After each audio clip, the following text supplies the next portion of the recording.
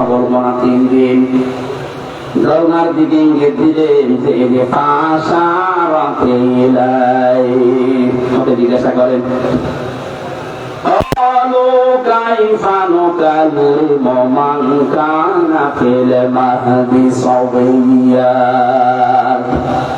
তারা বলছে কিভাবে কথা বলবে বাচ্চা দোলনা থেকে? সঙ্গে সঙ্গে হযরত ঈসা দোলনা থেকে তিনি জবাব দিয়েছেন ক্বালা ইন্নী আবদুল্লাহ, আমি আবুদের সন্তান না, আমার জন্মের ঠিক নেই, কথা ঠিক নয়, আমি আল্লাহর বান্দা। আমি কি আতানি কিতাব, আমাকে আল্লাহ কিতাব দেবেন, ওয়াজআলানি নাবিয়্যা, এই জামানার নবী করে আল্লাহ আমাকে পাঠিয়েছেন, ওয়াজআলানি মুবারাকান আইনামা কুনতু ওয়া আওসানি বিস-সালাতি ওয়াজ-যাকাত মা দুমতু হাইয়া, মা দুমতু হাইয়া। আমি আল্লাহর নবী হিসাবে যেখানে যাব জায়গাটা আল্লাহ বরকতময় করে দেবে। নেতৃত্বের প্রথম গুণাবলীর ভেতরে এইটা পাওয়া যায়, যারা আদর্শ নেতা তারা যেখানে যায় জায়গাটা আল্লাহ বরকত দিয়ে ভরে দেয়। 1000 বছর আগে আয়াতটা নাযিল হয়েছে কোরআনে কারিমে, 1000 বছর পর 2024 সালে এখন যারা আসলে বিশ্ব নেতা হওয়ার যোগ্যতা রাখে তাদের দিকে তাকান, তারা সেখানে যাচ্ছে আল্লাহ বরকত দিয়ে ভরে দিচ্ছে।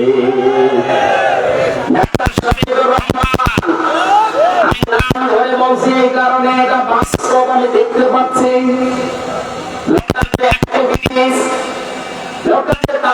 আল্লাহর প্রতি তার যে ইবাদতের মাত্রা আমি তো নিজে দেখেছি জেলখানায়, তার পাশে থেকে আল্লাহর প্রতি তার ভরসা,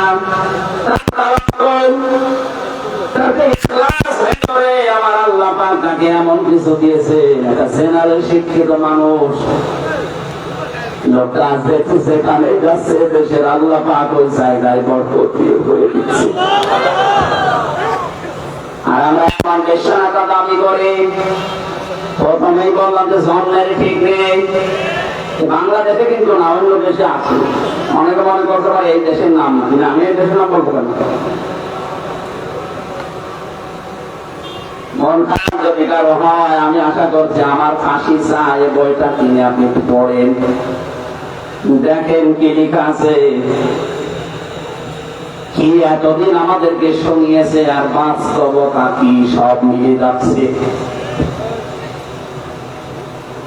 আমি যে কথাটা বোঝানোর জন্য বলছিলাম, কোন নবীর স্ত্রীর চরিত্র খারাপ ছিল না, কারণ হারাম রক্তের ভেতরে আল্লাহ নবীদের রক্ত প্রবেশ করাবেন না। এই জন্য নবীর স্ত্রী হযরত লূত, তার স্ত্রীর চরিত্র ভালো, তিনি চরিত্রহীনা ছিলেন না, কিন্তু তলে তলে চরিত্রহীন মানুষদেরকে তিনি সাপোর্ট করতেন। মাথায় কাগজ নেই, একটা নবীর স্ত্রী খলিলুল কদর নবী হযরত ইব্রাহিম নবীর ভাগিনা, তার স্ত্রীর চরিত্র ভালো, তিনি চরিত্রহীনা না, কিন্তু তলে তলে শুধু চরিত্রহীন লোকদেরকে সাপোর্ট করার কারণে আল্লাহ যদি তারে ধ্বংস করে জাহান্নামে দেয়, আপনি কি হয়ে পড়েছেন? আমি বলছেন আমি নামাজ পড়ে রোজা রাখি, আমার চরিত্র ভালো আছে, আমার বউ পর্দায় থাকে, আপনি সাপোর্ট করেন কাকে? আপনি সাপোর্ট করেন ওই লোকটার চরিত্র তো শয়তানের চাইতে খারাপ। চরিত্র কত খারাপ আপনি দরবেশের দিকে তাকান।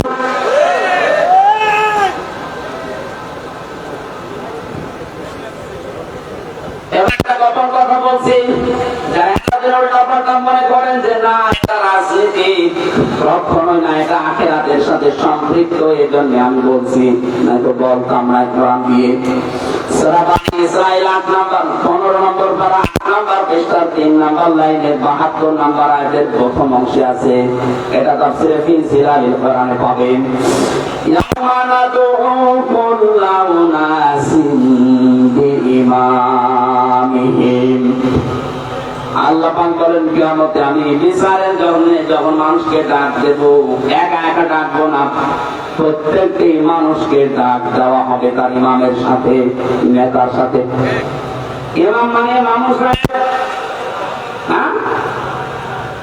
ওই ইমামকে তো মানুষ পেরিয়ে বসে, খেলার মতো পেরিয়ে বসে।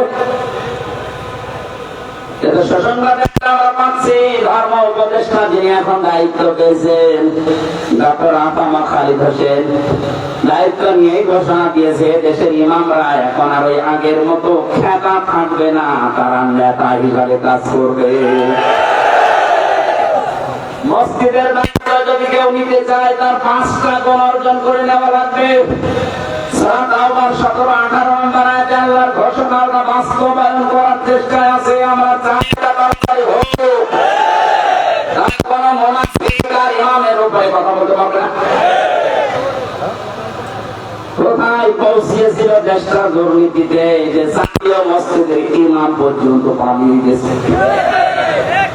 পৃথিবীর ইতিহাসটা 850 বছর আগে শুনেছিলাম যে লক্ষণ সেন পালিয়েছে, আর তার বেতারটা একটা কিছুদিন আগে পালাইলো। এতদিনের ভেতরে কেউ পালাইছে দুনিয়া থেকে? শ্রীলঙ্কায় যারা গেছে যে এত অপমান হয়ে যায়নি। আমি আশা করছি যেটা বোঝাতে চাই আপনাকে, দুনিয়ার বিষয় হলে যে কোরআন আমি হাতে নিয়ে বলছি, শুধু দুনিয়া হলে আমি বলতাম না। এই সম্পর্কটা যেহেতু আখিরাতের সাথে, এই জন্য বলছি কিয়ামতের প্রতিটি মানুষকে আল্লাহ ডাকবেন বিচার করার জন্য। একা একা প্রথম ভাবে একা একা কুল্লুহুম আতিহি ইয়াউমাল কিয়ামাতি ফারদা, প্রথম ভাবে ডাকবেন একা। দ্বিতীয় ধাপে একা না, এবার আপনার নেতার সাথে। মাথায় প্রবাসী বলেন তো আপনি যাকে নেতা মানেন, এখানে কে দায়িত্বে আছে আমরা জানি না। সারা দেশের জন্য বলছি, যাদেরকে আপনি নেতা মেনে চলেন, তার আদর্শ মতো আপনি স্লোগান দেন, ভোট দেবেন বলে আশা করে আছেন। নিজের দিকে তাকিয়ে হবেন। আমি আপনার জন্য বলছি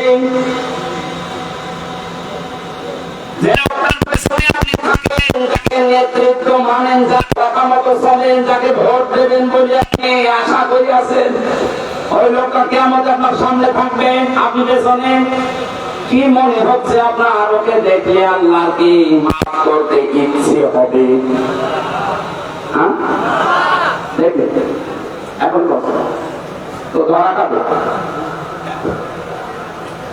আপনি যদি এখন বলেন যে না, তার পেছনে আমি আছি, একে যদি আল্লাহ কিয়ামতে আমার সামনে দেখে, এর যা সরাত সিরাত, এর যা চরিত্র, আল্লাহ আমাকে মাফ করবে না। আমি এরপরও যদি আপনি ওইভাবে থাকেন, আপনি তো খাবে পড়বেন, আমি দেখতে পাচ্ছি। আল্লাহর কসম করে বলছে আপনি ধরা খাবেন। আমি তো আর আমি চোখ লাগিয়ে দেখলাম যে আপনি ধরা খাবেন, আপনি থামেন। এটা ঠিক করবেন আজকে। আল্লাহ রাসূলকে মানে না, আমার বাবা হুজুর করতেছেন, আমি আজকে থেকে নেই। এটা রাজনীতি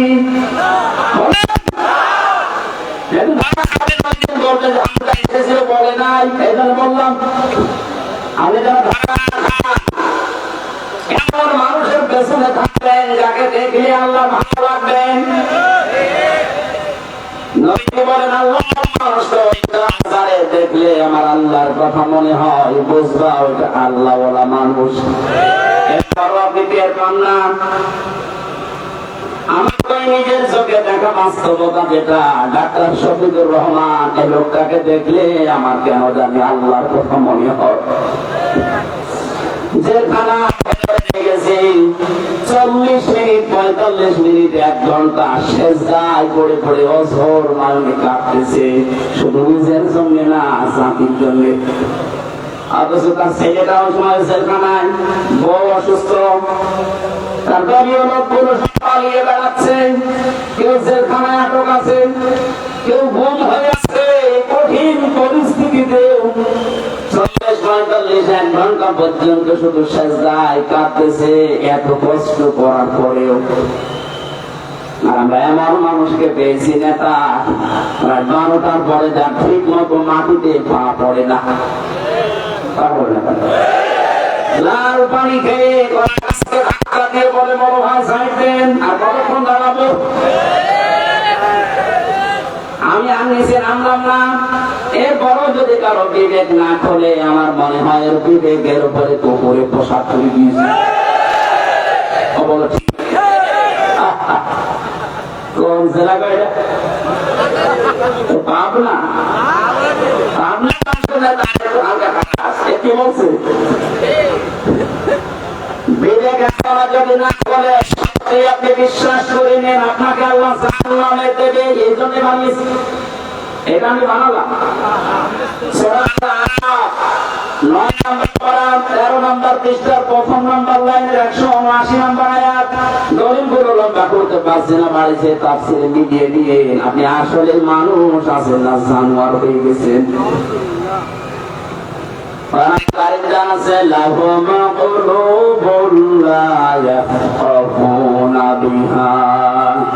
যাদের কলব আছে, হৃদয় আছে, কিন্তু চিন্তা নেই, এই মানুষগুলোকে আমার আল্লাহ জাহান্নামে দেবে, এই জন্য বানিয়েছে।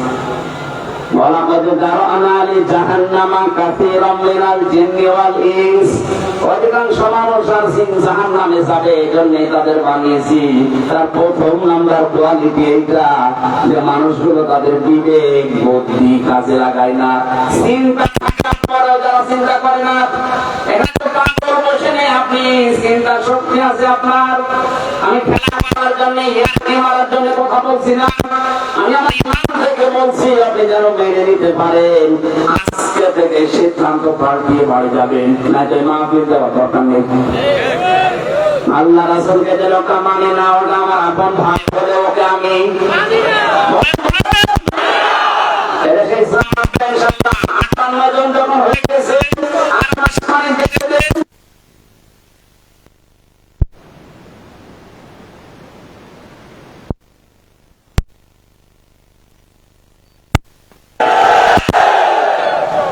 আমরা দেখতে পাচ্ছি সামনে।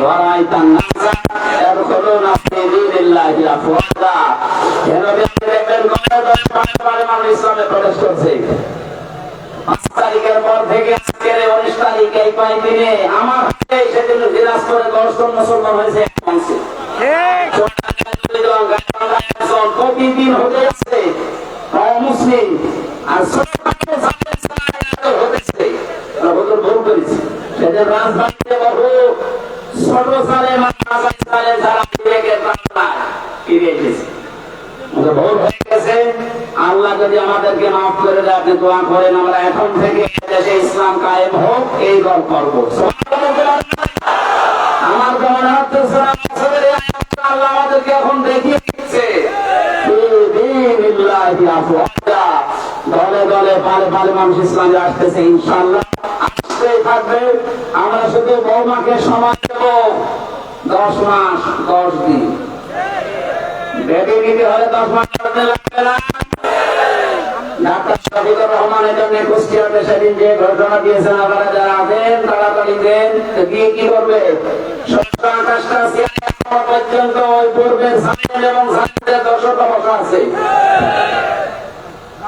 সংস্কার করার জন্য রাষ্ট্রটা যেহেতু স্বাধীন হয়েছে, সংস্কার আরম্ভ হয়ে গেছে। আমরা চাই কুষ্টিয়ারে যেন আগের এই জায়গা না থাকে, মানুষ আসুক। কারণ ওরা দিনের ঘর বাড়ি করে ফেলবে। এমন পরিবেশ তৈরি করে দেন যে দিনের ঘর যেন দিনে হয়। সে পরিবেশ করতে হলে 10 মাস 10 দিন লাগে না। আল্লাহ আমাদেরকে বোঝা তাওফিক দিন। যদি এরপরও কারো বুঝ না আসে, পরে যেন তাড়াতাড়ি ওই রকম পালিয়ে যাওয়ার সুযোগ করে দেয়। দরুদ সালামের মাধ্যমে আজকের তেলাওয়াত কিন্তু আয়াত একটা 4 ভাগের 1 ভাগ করেছি। এর ভেতরে যত কথা আল্লাহ জানিয়েছে, বাস্তবতার সাথে যদি মিলিয়ে বলতে চাই, আমরা কোরআনে তাফসীর ও কোরআন মাহফিল লিখে দিয়েছে। আপনাদের এই বঙ্গের মুফাসসিরদের মাথার মুকুট বসে আছে এখানে। কামরুল ইসলাম সাইদ আনসারী, শুধু নাম শুনেছেন কি? কামরুল ইসলাম খান। আর একজন আছেন আমাদের বোর্ডের কামরুল ইসলাম সাইদ আনসারী। হাতে কলিয়া কামনা করছি, আলেমগুলোর আল্লাহ দান করুন। সূরা ফাতিহা 27 নম্বর আয়াতের প্রথম অংশটা পড়েছি। ফাতিহা মানে বিজয়। ফাতিহা মানে কি? বলেন। আল্লাহ যে একটা বিষয় আমাদেরকে দিয়েছেন, স্বাধীন দেশে দেশে পরাধীন থাকলে কেমন লাগে 15.5 বছর আমরা টের পেয়েছি। কি বলছিলেন 3 বার আমার চেষ্টা চালিয়েছিল এখানে আসার। আমি একটা বৈধ নাগরিক এই দেশের, এই 3 জেলা পরে আমার ফরিদপুর, এরপরে রাজশাহী, এরপরে কুষ্টিয়া। অথচ আমার এই আসার পরও ফেরত দিয়েছে না, হবে না। কি দেশটাকে আমার বাবার নাকি?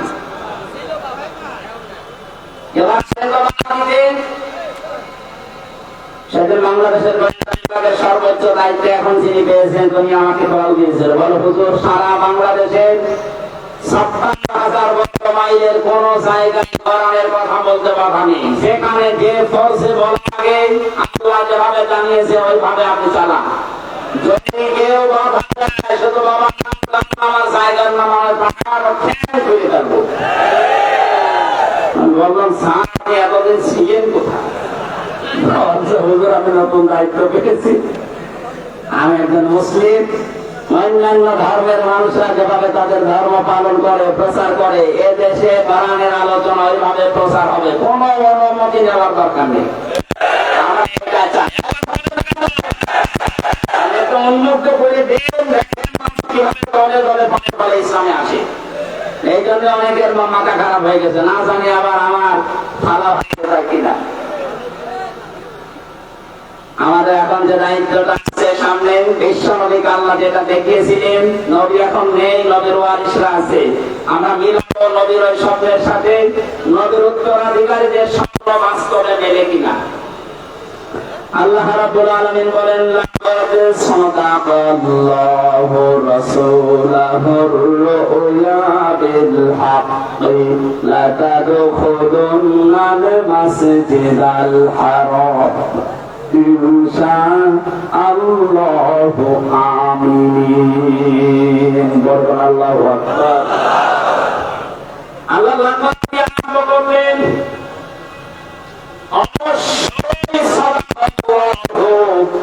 আল্লাহ নিজে সত্যে প্রমাণিত করেছেন। আল্লাহ মাজিদ সিগা দিয়েছেন। আমরা জানি আরবি গ্রামার অনুযায়ী অতীতের শব্দ চয়ন আল্লাহ যখন করেন তার আগে 13টা বিষয় আছে, শব্দ আছে, সিন সাফা কদ লাম এরকম আছে। কোনটা আসলে সেটার অর্থ হয় বর্তমান এবং ভবিষ্যৎ। আল্লাহ গ্যারান্টি দিয়ে যাচ্ছে অবশ্যই আমি আল্লাহ সত্যে প্রমাণিত করছি কর্ম রাসূলহ, তার রাসূলের রুয়া বিল হক, রাসূল যে স্বপ্ন দেখেছিলেন ওই স্বপ্নকে সঠিকভাবে বাস্তবায়ন করার দায়িত্ব আমি আল্লাহর। জোরে বলেন সুবহানাল্লাহ। বিশ্ব নবী স্বপ্ন দেখেছিলেন নিরাপত্তার সাথে তিনি মসজিদে হারামে প্রবেশ করছেন, হজের যত কাজ আছে সব তিনি প্রমাণ করছেন, পালন করছেন, কোনো বাধা নেই। এটা দেখার পরে 10,000 মানুষ নিয়ে 1400 মানুষ নিয়ে তিনি এসেছিলেন। হুদায়বিয়ার যে সঙ্গের কথা আমরা শুনি ওই জায়গায় এসে বাধা প্রাপ্ত হলেন। ওরা জানিয়েছেন বছর আমাদেরকে হজ করতে দেব না। হযরত ওসমানকে নবীজি পাঠিয়ে দিলেন, যাও একটু মিল মাস করা যায় কিনা। হযরত ওসমানকে ওরা আটক করে ঘোষণা দিয়ে দিল, হযরত ওসমানকে আমরা হত্যা করে ফেলেছি। মুসলমানেরা এখান থেকে একটা শিক্ষা আমি বের করতে চাচ্ছি।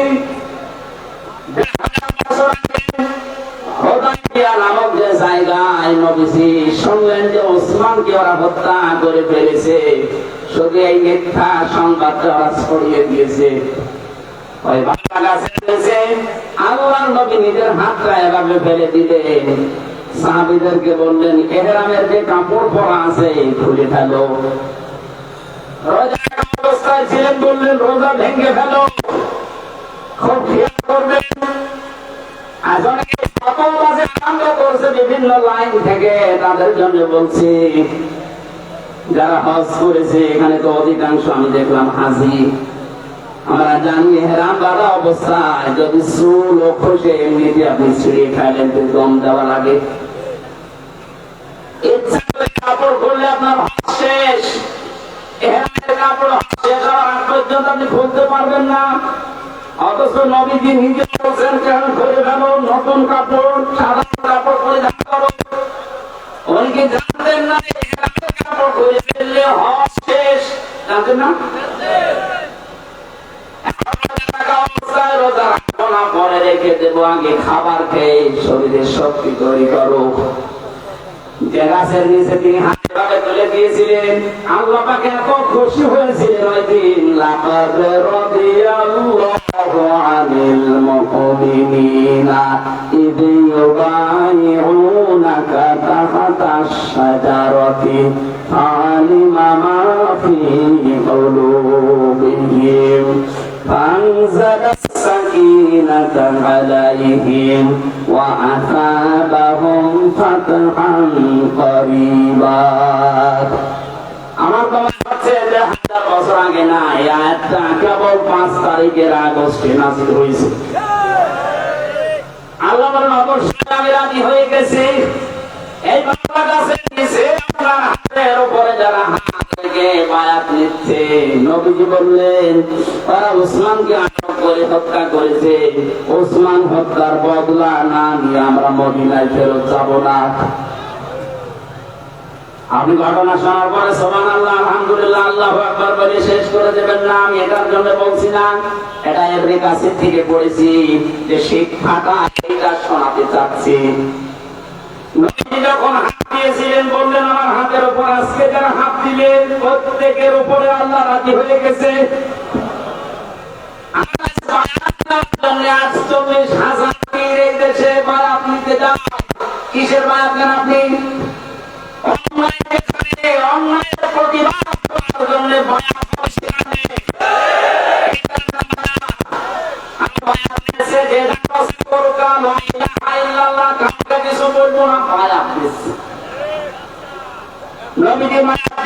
ওসমানকে হত্যা করেছেন, একজন মানুষকে মেরে ফেলেছে।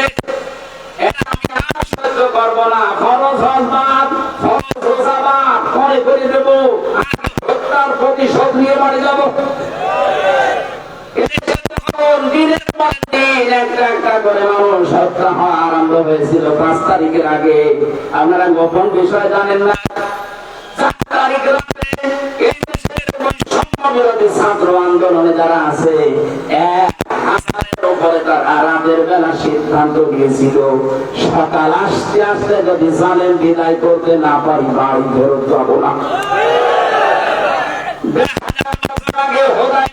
সঙ্গীর মতো যারা সাহাবায়ে-কেরামের মতো যারা সঠিক অটল সিদ্ধান্ত নিয়েছে, আমার আল্লাহ মনে হচ্ছে তাদের উপরে রাজি হয়ে সবাইকে শাহাদতের মর্যাদা দিয়ে দিয়েছে।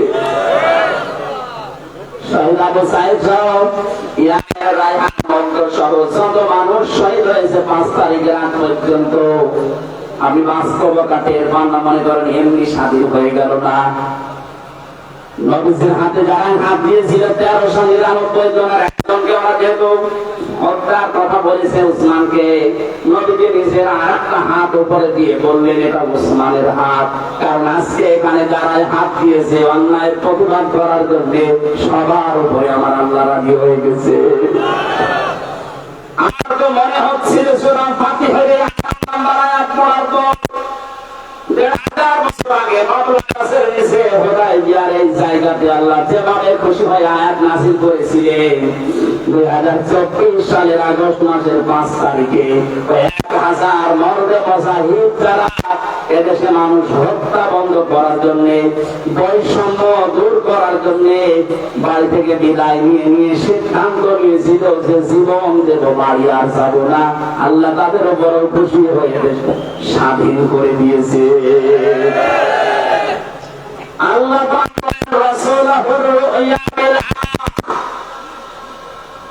রাসূলের স্বপ্নকে আমি বাস্তব দেখিয়েছি। তখন বললেন হে নবী আপনি কি বলেন যে আপনার স্বপ্ন নাকি সত্য, এখন আমাদের হজ না করে ফেরত দেওয়া লাগছে।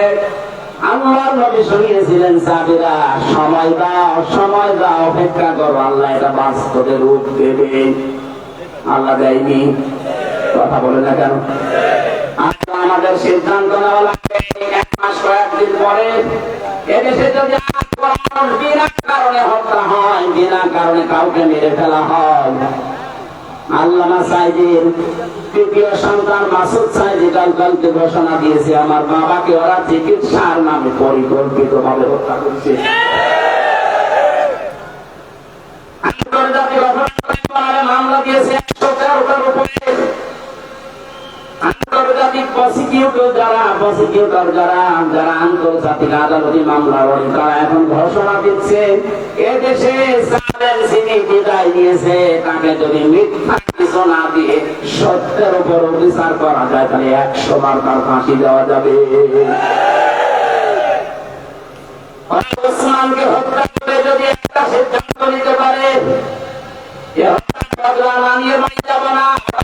ওসমানকে ছেড়ে দিয়েছে,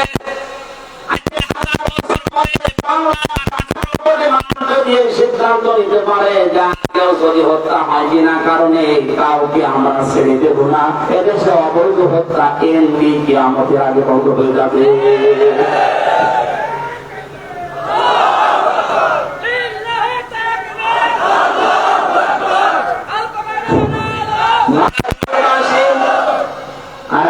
স্বপ্নদের 1000 বছর আগে সত্য হয়েছে, শুধু তা না, 2024 সালের দিকে তাকান। নবীজি এখন নেই, নবীজির নায়েব আছে, উত্তরাধিকারী আছে, নায়েব রাসূলুল্লাহ একরাম আছে। স্বপ্ন দেখেছিল আমরা তো দেখতে পাচ্ছি সবগুলো একটার পরে একটা কার্যকর হয়ে যাচ্ছে।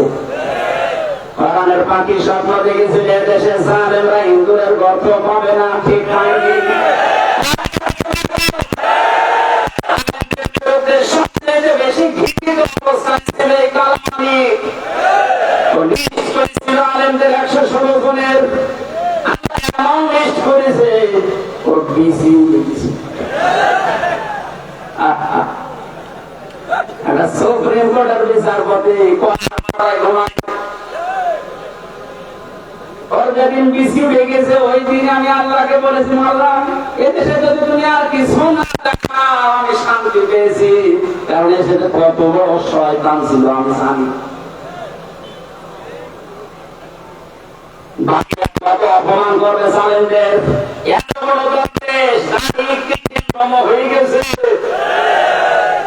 কি দেখতে চান?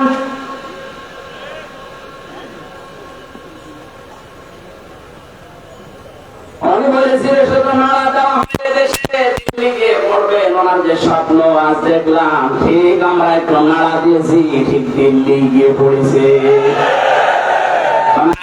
স্বপ্ন ছিল জালেমদের এই নাকের উপরে বকবক করে দেশে কালেমার পতাকা উঠবে, কিচ্ছু করতে পারবে না তারা, ঠিক এই স্বপ্নটা সামনে বাস্তবায়ন হবে। স্বপ্ন দেখেছিলেন সব যদি হয়ে যায়, রাসূলের স্বপ্ন সত্য প্রমাণ করবেন কে? আমাদের না, আল্লাহ প্রমাণ করবেন। আল্লাহ বানাবেন। আর কিছু আতঙ্কে আছেন, এতদিন আমি খাতাম, লাল পানি খাতাম, ওইটা তো আর খেতে পারবো না। যদি ইসলাম দেশে আসে, ইসলাম যদি দেশে গায়েব হয়ে যায়, পরিবেশ এমন ভাবে তৈরি হয়ে যাবে আমার ডাল এই লাল পানি আর খেতে মন চাইবে না।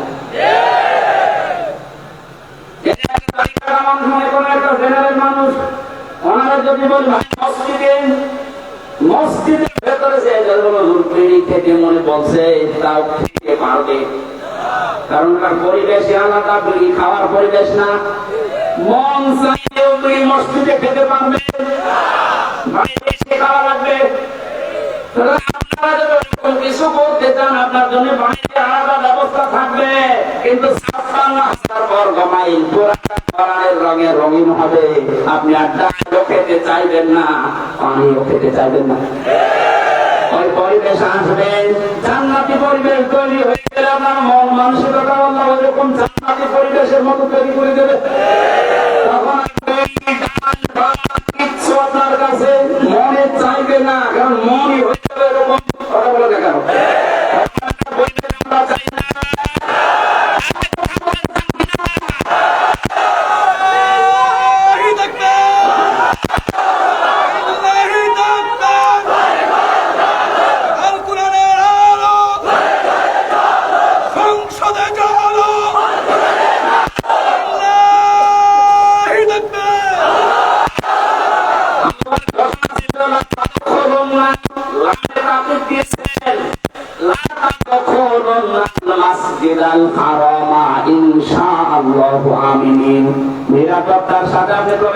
বসেন।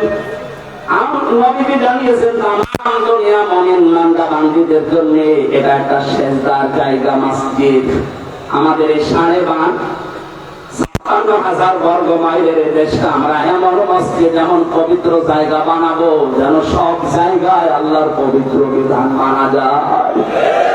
আমরা নিরাপত্তার সাথে চলবো। নবীজি জানাবে জানিয়েছিলেন এমন সময় আসবে যুবতী মেয়ে ছাড়া থেকে হাজরা মাউত পৌঁছাবে, আল্লাহর ভয় ছাড়া তার অন্তরের ভেতরে কোনো ভয় থাকবে না। ওই রকম একটা পরিবেশ আমরা দেখতে চাই কিনা? বড় কিছু তো দেখলাম ৫৩ বছরে, শুধুমাত্র জীবনে এটা দিয়ে বাংলাদেশটা চললে কেমন দেখা যায় এটা আজও দেখিনি। আল্লাহ মুসাফির অবস্থায় আছি, মাসরুম অবস্থায় আছি, অসুস্থ অবস্থায় আছি, হাজারো বান্দা বান্দীদের নিয়ে দোয়া করছি। আল্লাহ আমাদের চর্মযোগে দেখার তৌফিক দাও যে এইটা দিয়ে দেশ চলছে। তখন আপনি দেখবেন যত রকমের ভয় আজ বাতিলরা দেখাচ্ছে, একটা ভয় থাকবে না। মেয়েদেরকে যে দুজোর ভয় দেখানো হচ্ছে, এই ভয়টা পুরা একেবারে নিরাপত্তায় প্রমাণিত হয়ে যাবে দেশে ইনশাআল্লাহ। আল্লাহ তুমি চর্মযোগে এটা দেখার তৌফিক আমাদের দিও।